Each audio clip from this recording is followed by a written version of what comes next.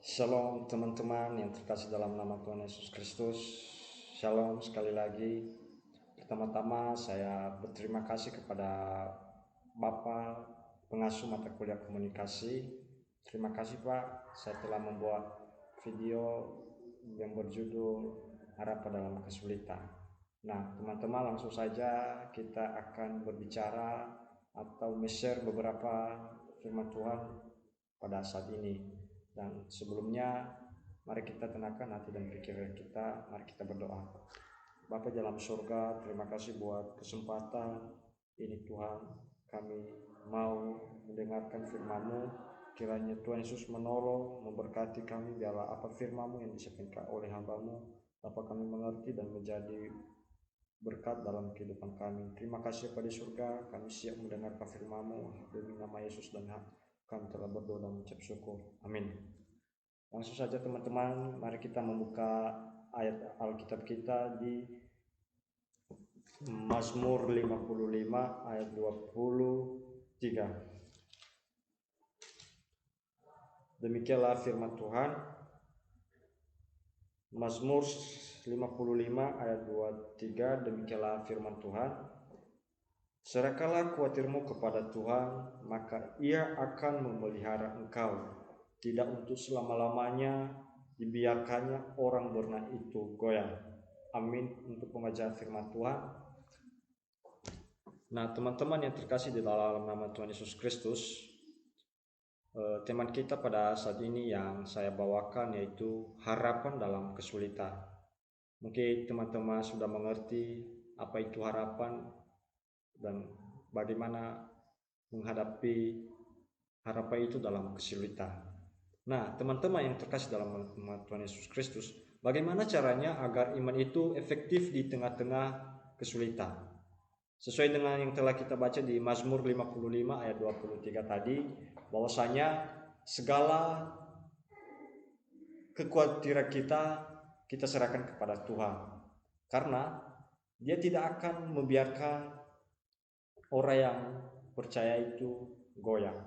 Nah, teman-teman yang terkasih dalam nama Tuhan Yesus Kristus, ada beberapa poin yang telah saya susun di tema pada harapan dalam kesulitan ini. Nah, langsung saja teman-teman, mari kita bahas tentang poin-poin yang telah saya cantumkan di harapan dalam kesulitan itu. Nah, teman-teman, yang pertama poinnya yaitu iman. Bisa kita baca nanti di Yesaya 41 ayat 10. Nah, intinya di Yesaya 41 ayat 10 itu membahas tentang iman. Nah, iman di dalam harapan dalam kesulitan, bagaimana? Memiliki iman berarti percaya bahwa Tuhan adalah sumber kekuatan dan pertolongan yang nyata. Nah, iman yang kuat memungkinkan seseorang untuk menjaga optimisme, mengatasi ketakutan, dan memandang masa depan dengan penuh harapan. Nah, untuk itu teman-teman, dalam menghadapi harapan dalam kesulitan, kita harus punya iman supaya Tuhan tetap bersama kita dalam segala keadaan apapun, bahwasanya pertolongan Tuhan itu ada dan harapan Tuhan itu pasti nyata bagi orang yang memiliki iman. Nah teman-teman yang terkasih dalam nama Tuhan Yesus Kristus, poin yang kedua yaitu doa. Bisa kita nanti lihat di Ibrani pasal 4 ayat 16. Intinya di Ibrani pasal 4 ayat 16 ini, doa adalah komunikasi langsung dengan Tuhan. Doa berarti wujud kerendahan hati, mengakui bahwa kita memiliki keterbatasan dan membutuhkan bantuan dari Tuhan. Nah, untuk itu teman-teman, kita butuh doa. Itu adalah suatu komunikasi kita untuk bertemu kepada Tuhan. Doa yang tekun dan terus-menerus memperkuat hubungan spiritual kita dengan Tuhan akan menguatkan iman kita. Sebagaimana yang telah saya sampaikan di poin pertama tadi tentang iman. Nah, yang kedua ini doa yang tekun. Kalau kita memperkuat hubungan kita kepada Tuhan secara rohani, maka hubungan kita kepada Tuhan dan iman kita sama Tuhan akan menguatkan kita. Nah, untuk itu teman-teman, mari kita andalkan doa, mari kita serahkan segala harapan kita ke dalam Tuhan, walaupun banyak tantangan yang kita hadapi dalam masa-masa sulit. Jangan kita khawatir, jangan kita putus asa. Mari bersama-sama kita percaya bahwasanya Tuhan pasti menolong kita dalam segala hal.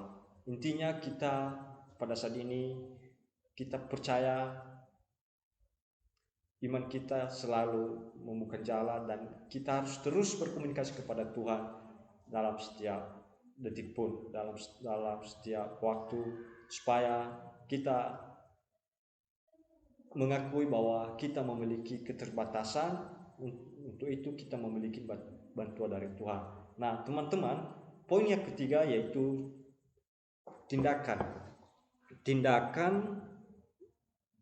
bisa kita lihat di Yakobus pasal 2 ayat 26 dan di Mazmur 109 ayat 21. Nah intinya dari kedua ayat ini, kesimpulan yang telah saya ambil dari Yakobus 2 ayat 26 dan Mazmur 109 ayat 21 yaitu tentang tindakan. Nah tindakan merujuk pada langkah-langkah yang nyata diambil sebagai respon terhadap situasi kesulitan tindakan. Bagian penting dalam menghadapi masalah atau berupaya untuk mencari solusi, rintangan atau mengubah sikap kita terhadap situasi. Nah, bertindak sesuai dengan keyakinan doa kita kepada Tuhan agar kita bertindak secara efektif dalam perubahan dan pertolongan yang kita harapkan kepada Tuhan.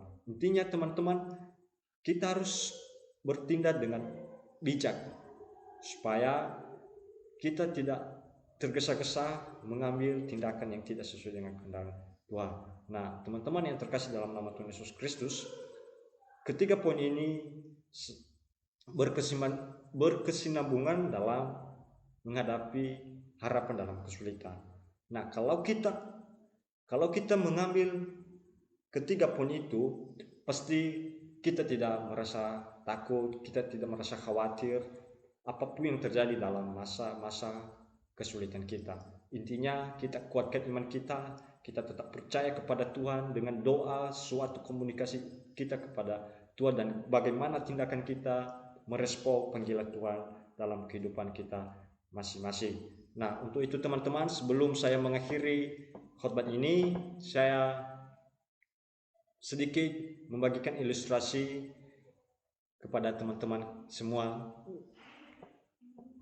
yaitu tentang keajaiban roti dan ikan.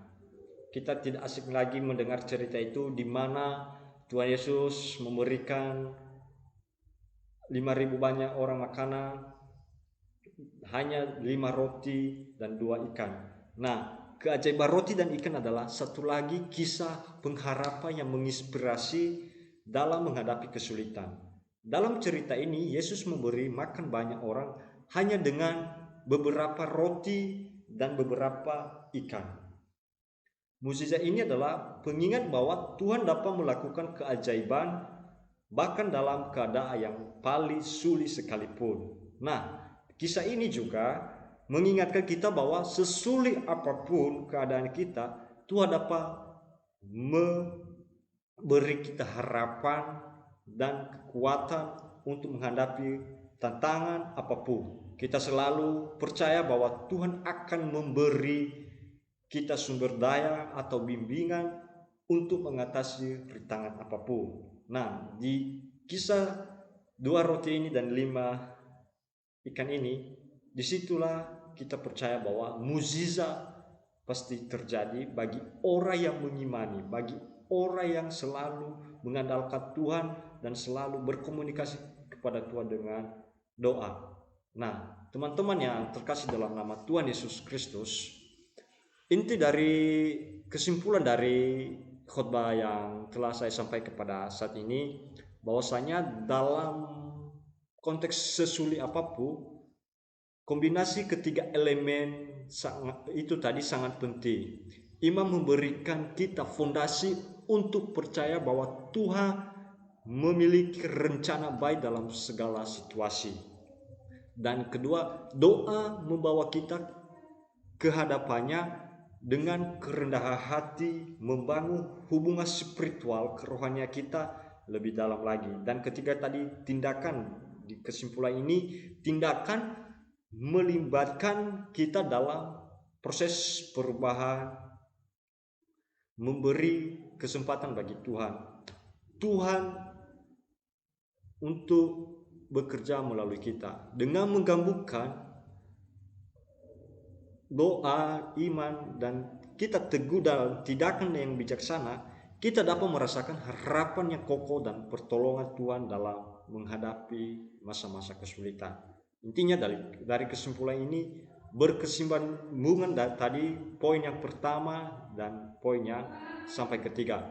Nah, teman-teman yang terkasih dalam nama Tuhan Yesus Kristus, kita tidak akan takut lagi bahwa sesulit apapun masalah kita, pasti Tuhan tolong. Asalkan kita mengandalkannya dan kita terapkan beberapa poin ini tadi yang telah saya sampaikan. Yang pertama iman, kedua doa, dan ketiga tindakan kita.